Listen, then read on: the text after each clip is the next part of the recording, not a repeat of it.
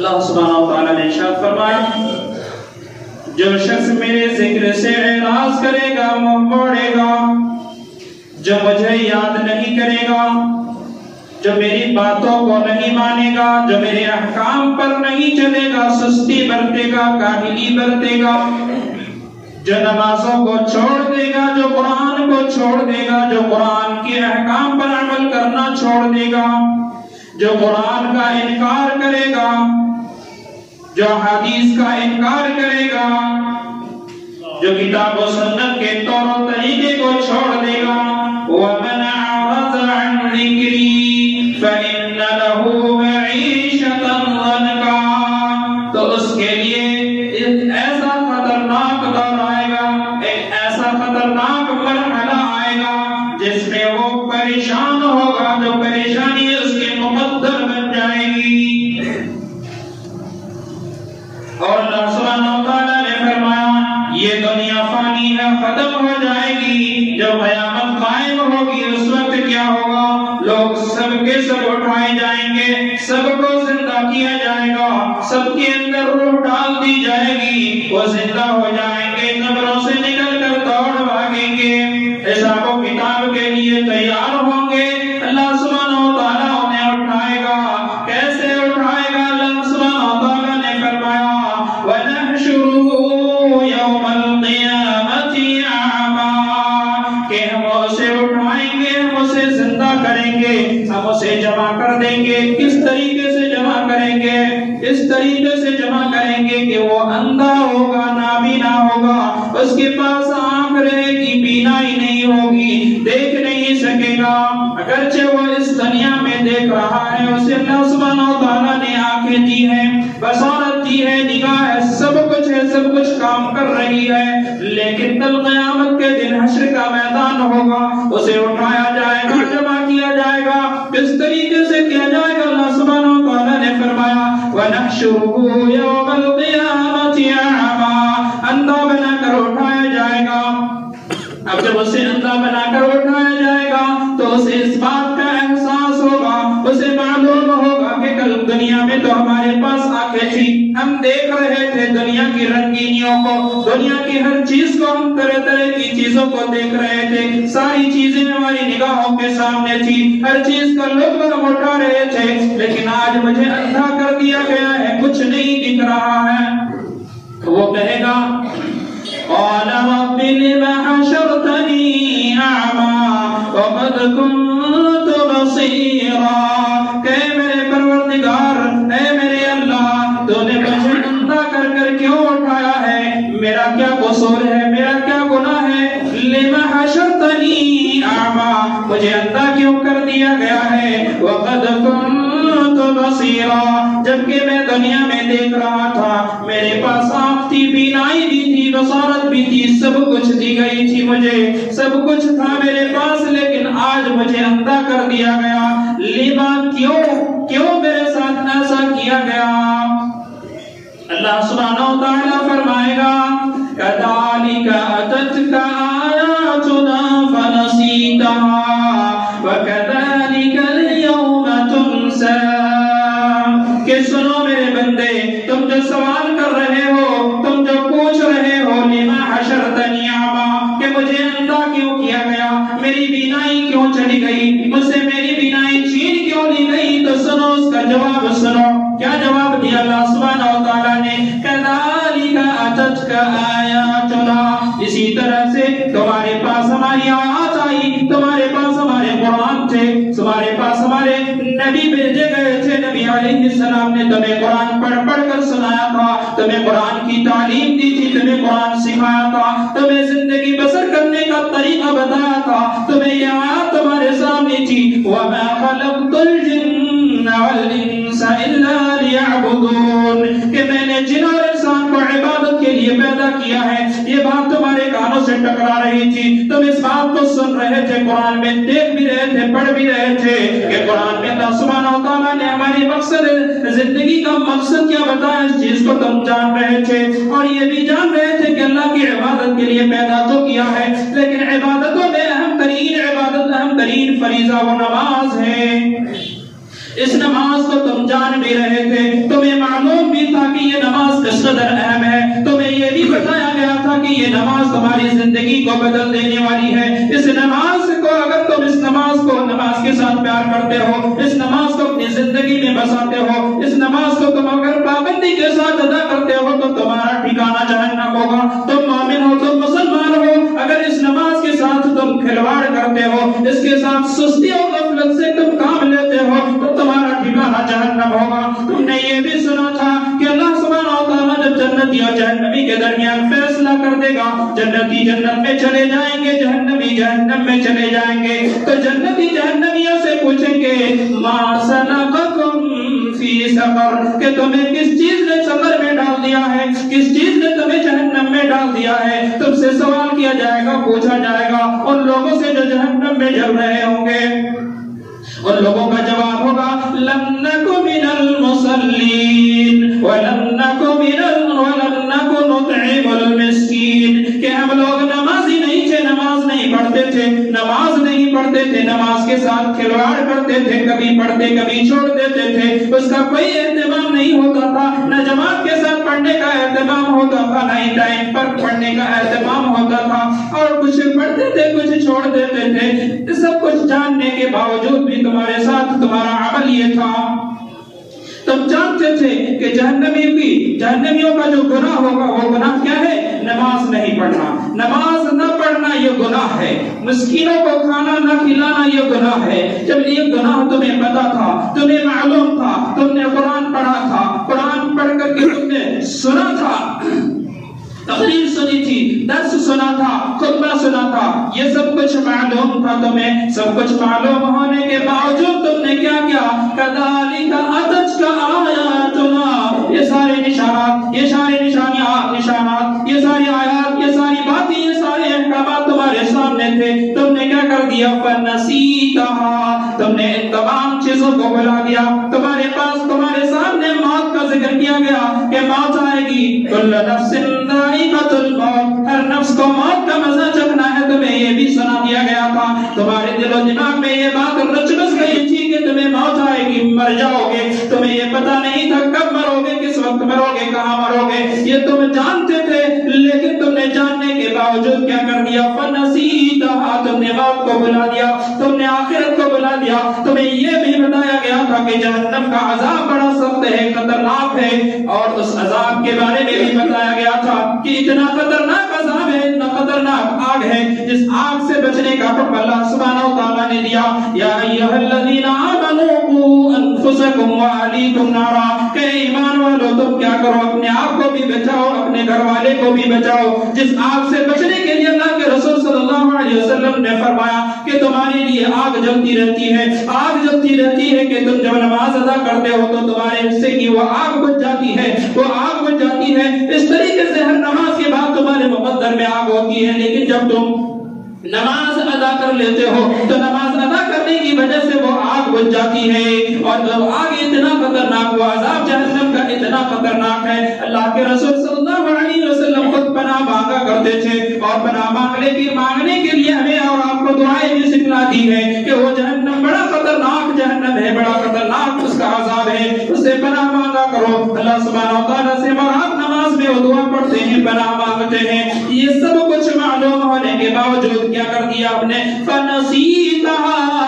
تم نے سب کچھ کو بلا دیا، موت کو بلایا، قبر کے عذاب کو بلایا، آخرت کو بلایا، حشر کے میدان میں اکٹھا ہو کر کے پریشانی کو بلا دیا۔ ہر شخص کیا کرے گا؟ نفسی نفسی کا عالم ہوگا، حساب و کتاب نہیں ہوگا، سفارش کے لیے لوگ پریشان ہوں گے، انبیاء کے پاس جائیں گے، آدم کے پاس جائیں گے، نوح علیہ السلام کے پاس جائیں گے، ابراہیم علیہ السلام کے پاس جائیں گے، سب منع کر دیں گے، کسی کے بس کی یہ بات نہیں ہے، سب آگے بھیج دیں گے۔ آخر میں اللہ کے رسول صلی اللہ علیہ وسلم کے پاس لوگ جائیں گے اور اللہ سبحانہ و تعالیٰ سے سفارش کے لیے کہیں گے کہ ہم لوگ اتنا پریشان ہیں، اتنی خطرناک حالت ہو چکی ہے، آپ دیکھتے نہیں ہیں، سمجھتے نہیں ہیں، اللہ سے دعا کیجیے، شفاعت کیجیے۔ اللہ کے رسول صلی اللہ علیہ وسلم شفاعت کریں گے اور اللہ سبحانہ و تعالیٰ آپ کو موقع دے گا دعا مانگنے کا. آپ مانگیں گے آپ کی دعا قبول کی جائے گی اور اس طریقے سے لوگوں کی حالت درست کی جائے گی. ایسے وقت میں ایسے پریشان حالت میں کہ لوگ اپنے پسینے سے شرابور ہوں گے, کوئی گلے تک ڈوبے ہوئے ہوں گے, کوئی سینے تک ڈوبے ہوئے ہوں گے, کوئی کمر تک ڈوبے ہوئے ہوں گے, کوئی گھٹنے تک اور ٹنگنے تک ڈوبے ہوئے ہوں گے اپنے پسینے سے. اس قدر بھیانک حالت اور منظر ہوگا. اس منظر کو تم نے سنا تھا, تم نے پڑھا بھی تھا کتابوں میں, تم نے تقریروں میں سنا بھی تھا. فنسیتها, سننے کے باوجود تم نے کیا کر دیا, بھلا دیا. اتنا سب کچھ جاننے کے بعد بھی تم نے سب کچھ بھلا دیا. فنسیتها وكذلك اليوم نسیتها, تو اسی طریقے سے تم آج بھلا دیے گئے. اب تمہاری طرف توجہ نہیں کی جائے گی, نہیں دیکھی جائے گی تمہاری حالت کیا ہے, تمہارے ساتھ کیا ہو رہا ہے, تم پر کوئی رحم نہیں ہوگا. معلوم ہوا کہ حشر کے میدان میں اللہ سبحانہ و تعالیٰ جب دوبارہ زندہ کرے گا اس شخص کو اندھا کر دے گا جس نے آج اس دنیا میں اپنی زندگی آنکھ بند کر کے گزاری. کس چیز سے آنکھ بند کر دی, آنکھ اس چیز سے بند کر دی کہ اگر اس نے کمایا تو یہ نہیں دیکھا کہ یہ حلال ہے یا حرام ہے. حرام ہے, کماتا گیا, لیتا گیا, جمع کرتا گیا, نہیں سوچا کہ یہ حرام ہے, نہیں سوچا کہ یہ سود ہے, نہیں سوچا کہ اس میں اللہ سبحانہ و تعالیٰ نے اس چیز سے منع کر دیا ہے. حرام ہے یا حلال کوئی تمیز نہیں. بلا دیا اللہ سبحانہ و تعالیٰ کو کہ اگر اس نے حرام کمائی کی اور حرام کمائی سے کھلایا بال بچوں کو, حرام کمائی کے لباس پہنے اور ایسے حالت میں اس کے جسم میں جو خون بنے ہیں وہ خون حرام کمائی سے بنے ہیں, تو ایسی حالت میں اگر وہ اپنے رب سے کہتا ہے یا ربی کہ میرے پروردگار میری حالت ایسی ہے, میری حالت ویسی ہے, اے اللہ سبحانہ و تعالیٰ ہماری دعا قبول کر لے, تو اللہ سبحانہ و تعالیٰ ایسے شخص کی دعا قبول نہیں کرتا کیونکہ اس نے اللہ سبحانہ و تعالیٰ کے فرمان کو دیکھا, سمجھا, لیکن آنکھ بند کر لی. فنسیتها, بھلا دیا, حلال و حرام کی تمیز نہیں رکھا. اللہ سبحانہ و تعالیٰ نے سود سے منع کیا, اس سے روکا نہیں. سود کتنا خطرناک گناہ, کتنا خطرناک اور مہلک گناہ ہے. اللہ کے رسول صلی اللہ علیہ وسلم نے ایک حدیث میں 7 بڑے گناہ کا تذکرہ کیا اور فرمایا, حضرت ابو ہریرہ رضی اللہ عنہ سے روایت ہے, اجتنبوا السبع الموبقات, کہ تم لوگ 7 بڑے مہلک گناہوں سے بچ جاؤ. 7 الموبقات, موبقات ہلاک کرنے والے گناہ. اس میں اللہ کے رسول صلی اللہ علیہ وسلم نے فرمایا, اکل الربا, سود. اس سود کا کھانا بھی ان مہلک بیماری سے ہے, ان مہلک گناہ سے ہے, برباد کرنے والا گناہ میں سے ہے. کیا پتہ چلا کہ سود کھانا بڑا گناہ ہے, اتنا بڑا گناہ ہے کہ وہ مہلک ہلاک کرنے والا, تباہ کرنے والا, برباد کرنے والا. اگر سود کھا کر کے کسی نے اپنے جسم میں کوئی خون بنایا ہے, اس خون کے ساتھ, اس لباس کے ساتھ, اس پرورش کے ساتھ اگر وہ کچھ اللہ سبحانہ و تعالیٰ سے کہتا ہے تو اللہ سبحانہ و تعالیٰ نہیں سنتا. اللہ کے رسول صلی اللہ علیہ وسلم نے فرمایا, ایک شخص آیا اللہ سبحانہ و تعالیٰ سے دعا کرتا ہے, دعا اللہ سبحانہ و تعالیٰ اس کی کیسے قبول کرے گا کہ اس شخص کا کھانا حرام, اس شخص کا پینا حرام, اس شخص کا تصوف حرام, اس کا لباس حرام, سب کچھ حرام سے ہے, تو اللہ سبحانہ و تعالیٰ اس کی دعا کیسے قبول کرے گا. معلوم ہوا کہ حرام کمائی سے اگر آپ کھاتے پیتے ہیں, لباس پہنتے ہیں, تو گناہ تو ہے ہی اور اس کے بعد دعا بھی قبول نہیں ہوتی. اس لیے اس حرام کمائی سے بھی بچنے کی ضرورت ہے. اس حرام کمائی کو اپنے سے دور کرنے کی ضرورت ہے, اس سے اپنے آپ کو ہٹانے کی ضرورت ہے اور اپنے سے اسے دور کرنے کی ضرورت ہے. ہر طریقے سے کوشش کی جائے کہ یہ سود ہمارے بیچ میں نہ رہے, یہ سود ہمارے معاشرے میں نہ رہے, یہ سود ہمارے گھرانوں میں نہ رہے, ہمارے گھروں سے نکل جائے. اس چیز کے خلاف ہمیں وقت تیار رہنا. تب جا کر کے اس گناہ سے بچ سکتے ہیں۔ تو یہ بڑا گناہ ہے، یہ جان کر کے بھی ہم کھا رہے پی رہے ہیں۔ فَنَسِيتَهَا، تو اللہ سبحانہ وتعالیٰ کی آیت کو ہم نے کیا کر دیا؟ بھلا دیا۔ اللہ سبحانہ وتعالیٰ کے احکام کو ہم نے کیا کر دیا؟ بھلا دیا۔ اور جب ہم نے بھلا دیا كَذَلِكَ الْيَوْمَ تُنْسَىٰ، تو اس دن بھی بھلا دیے جائیں گے۔ اور اس دن جو بھلا دیا گیا وہ بڑا خطرناک ہے، کیونکہ اس دن کامیابی اسی شخص کو ملے گی جس پر اللہ سبحانہ وتعالیٰ کا رحم ہو جائے، جس پر اللہ سبحانہ وتعالیٰ کی رحمت ہو جائے۔ اللہ سبحانہ وتعالیٰ کی رحمت سے اگر مایوس محروم ہو گئے، اللہ سبحانہ وتعالیٰ کی نظر کرم سے، نظر رحمت سے اگر محروم ہو گئے تو پھر کامیابی نہیں ہے۔ اس لیے وہاں پر کامیاب ہونے کے لیے یہاں جو اللہ سبحانہ وتعالیٰ کی آیات ہے، اللہ کے ذکر و اذکار ہیں، اللہ سبحانہ وتعالیٰ کے لیے جو عبادت ہے اور نماز ہے، اس نماز کو بھی ہمیں بھولنا نہیں ہے، اسے اپنی زندگی میں بسانا ہے۔ اس نماز کے لیے ہمیں کس کس طریقے سے جگایا جاتا ہے، بیدار کیا جاتا ہے، اور ہمیں ڈرایا اور دھمکایا جاتا ہے، کس کس طریقے سے ہمیں بتایا جاتا ہے۔ اللہ کے رسول صلی اللہ علیہ وسلم فرماتے ہیں قرۃ عینی فی الصلاۃ، کہ نماز میری آنکھوں کی ٹھنڈک ہے۔ نماز پڑھنے والا خوشحال ہوتا ہے، نماز پڑھنے والی کی زندگی میں اللہ سبحانہ وتعالیٰ خوشحالی دیتا ہے۔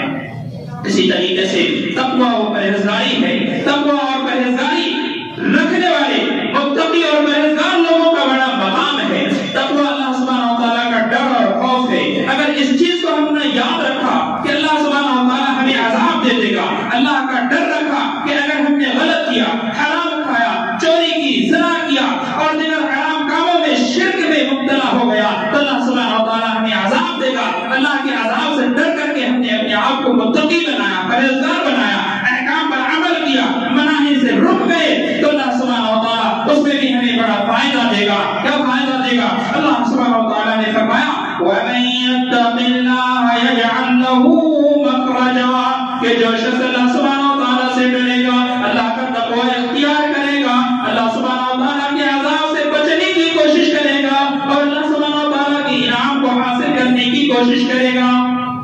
وَمَن يَتَّقِ اللَّهَ يَجْعَل لَّهُ مَخْرَجًا، اگر وہ کہیں مصیبت میں پھنس جاتا ہے، کہیں پریشانی میں الجھ جاتا ہے، تو اللہ سبحانہ وتعالیٰ اسے پریشانیوں سے نکلنے کا راستہ بنا دے گا، اسے ایسا راستہ بنا دے گا کہ اس پریشانیوں سے، اس الجھنوں سے وہ نکل جائے گا۔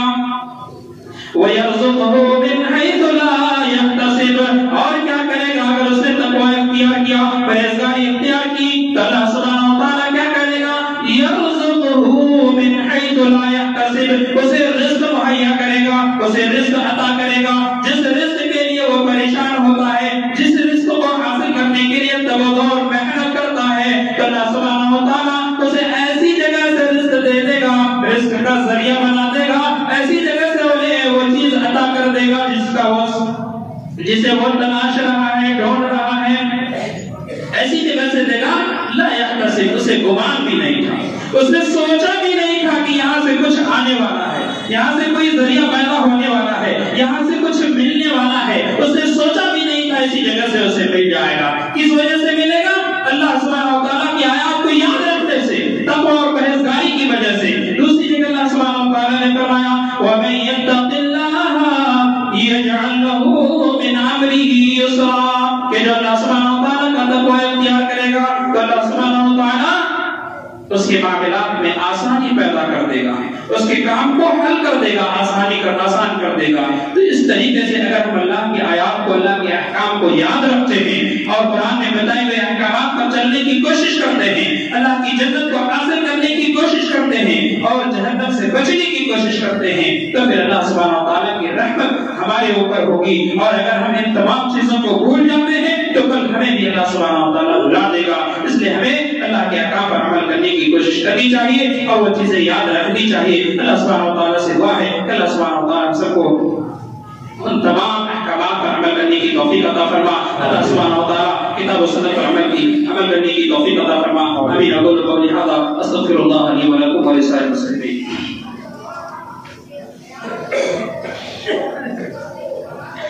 الحمد للہ وکفی وسلام علی عباده الذین اصطفی، اما بعد۔ حضرات، جس طریقے سے ہم نے اس دنیا کو یاد رکھا ہے اور دنیا حاصل کرنے کی ہم کوشش کرتے ہیں، تو ہمیں آخرت کو بھی یاد رکھنا ہے۔ دنیا فانی ہے، ختم ہو جائے گی، مٹ جائے گی، ہم بھی مٹ جائیں گے، ہم دنیا میں رہتے ہیں۔ تو جو جگہ، جو دور ہمیشہ کا دور ہے وہ آخرت ہے، اس لیے ہمیں ہر وقت آخرت کی فکر کرنی ہے اور جنت حاصل کرنے کے لیے وہ اعمال کرنے ہیں جو جنت لے جانے والے ہیں۔ اسی طریقے سے موضوع سے ہٹ کر کے ایک چیز اور میں بتاؤں گا، اگر اسے جوڑا جائے، دیکھا جائے تو وہ موضوع سے ہی متعلق ہے۔ وہ کیا ہے؟ آج یہ دسمبر کا مہینہ ہے، 24ویں تاریخ، کل 25ویں تاریخ ہے، جسے عام طور پر کرسمس ڈے کہا جاتا ہے، اور اس میں بہت ساری چیزیں، بہت سارے خرافات اور بہت ساری چیزیں بنائی جاتی ہیں اور بنائی جاتی ہیں۔ تو عیسائی حضرت عیسیٰ علیہ السلام سے متعلق ہے۔ کرسمس ڈے کیا چیز ہے؟ مختصر بتاتا ہوں کہ یہ کرسمس ڈے جو بناتے ہیں یہ یوم ولادت ہے۔ جیسے عید میلاد النبی مناتے ہیں 12 وفات کو، 12 ربیع الاول کو، تو یہودی، یہ عیسائی کرسمس ڈے مناتے ہیں یوم ولادت، عیسیٰ علیہ السلام کی یوم ولادت، پیدائش کا دن یہ مناتے ہیں، جبکہ تاریخ کے حوالے سے یہ بات ثابت شدہ ہے کہ یہ کرسمس ڈے جو مناتے ہیں یوم ولادت مان کر، پیدائش کا دن مان کر، عیسیٰ علیہ السلام کی پیدائش کا دن یہ نہیں ہے۔ دوسری بات کہ اس میں جو عیسائی، یہودی خوشیاں مناتے ہیں اور بہت طریقے کے جشن کرتے ہیں اور بہت ساری چیزیں اس میں شامل ہیں، پروگرام وغیرہ ہوتا ہے اور مبارکبادی پیش کرنا ہوتا ہے، تو اس میں چونکہ یہ شرک ہے، یہ لوگ مشرک ہیں، شرک کرنے والے ہیں۔ کس طریقے سے؟ عیسیٰ علیہ السلام سے متعلق کہ عیسیٰ علیہ السلام اللہ کا بیٹا، 3 میں سے 1 ہے، تو یہ اللہ سبحانہ و تعالیٰ کا بیٹا تسلیم کرنا یہ بڑا شرک ہے، گناہ ہے، بڑا خطرناک گناہ ہے۔ اور جو لوگ یہ اللہ سبحانہ و تعالیٰ کا بیٹا تسلیم کرتے ہیں، جبکہ اللہ سبحانہ و تعالیٰ نے فرمایا کہ اللہ کا کوئی بیٹا نہیں ہے، اللہ کی کوئی اولاد ہی نہیں ہے، چاہے بیٹا ہو یا بیٹی، کوئی نہیں ہے، نہ وہ کسی کی اولاد ہے، اور سراسر یہ خلاف پرانی آیات کی، اور خاص طور پہ عیسیٰ علیہ السلام سے متعلق کئی آیات ہیں جس میں یہ صاف طور پر کہہ دیا گیا ہے، اور خود عیسیٰ علیہ السلام نے کیا کہا؟ انی عبد اللہ، میں اللہ کا بندہ ہوں۔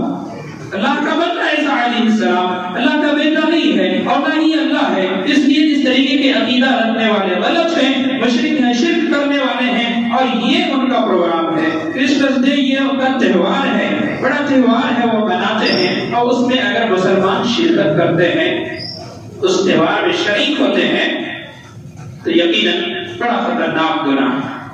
اس لیے اس ڈے میں، اس پروگرام میں شرکت نہیں کرنی چاہیے، اور نہ ہی اسے اس دن کا مبارکبادی پیش کرنا چاہیے، کیونکہ اگر آپ اس میں شریک بھی ہوں گے یا انہیں مبارکبادی پیش کریں گے تو گویا آپ اس چیز کو تسلیم کر رہے ہیں، مان رہے ہیں۔ اس لیے اس چیز سے کوشش کی جائے کہ آپ اس سے دوری رہیں، اس کو اپنے اندر آنے ہی نہ دیں۔